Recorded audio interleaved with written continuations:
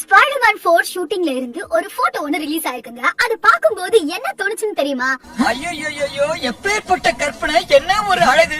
அந்த போட்டோகிராஃபருக்கு Oscar award குடுறா dump அப்படிதாங்க சொல்லணும்னு தோணுச்சு. முதல்ல இந்த இமேஜ டெஸ்க்டாப்ல வால்பேப்பரா வைக்கணும்பா. சரி, இப்போ அப்டேட்டுக்கு வருவோம். ஸ்பைடர்மேன் நோ வே ஹோம் எல்லாருமே பாத்திருப்போம். என்னதான் நோ வே ஹோம் பயங்கரமான ஹிட்டா இருந்தாலும் படத்துல நிறைய இடத்துல சிஜி சரியா இருக்காது. பிகாஸ் நோ வே ஹோம் படம் எடுத்த டைம்ல கோவிட் இருந்துச்சு. அதனாலயே நிறைய பிராக்டிகல் எஃபெக்ட்ஸ் இல்லாம ஃபுல் அண்ட் ஃபுல் சிஜிஐலயே பண்ணிருப்பாங்க.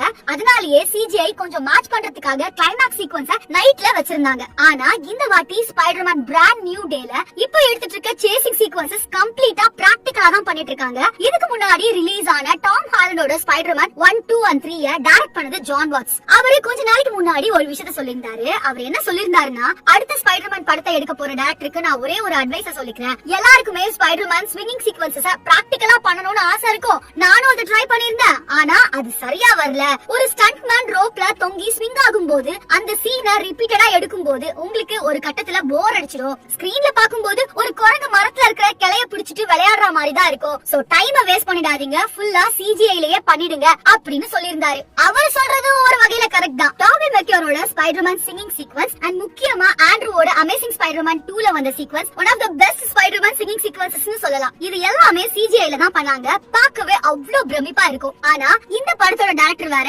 டெஸ்டின் டேனியல். இவர் தான் சாங்ஷி படத்தையும் எடுத்தாரு.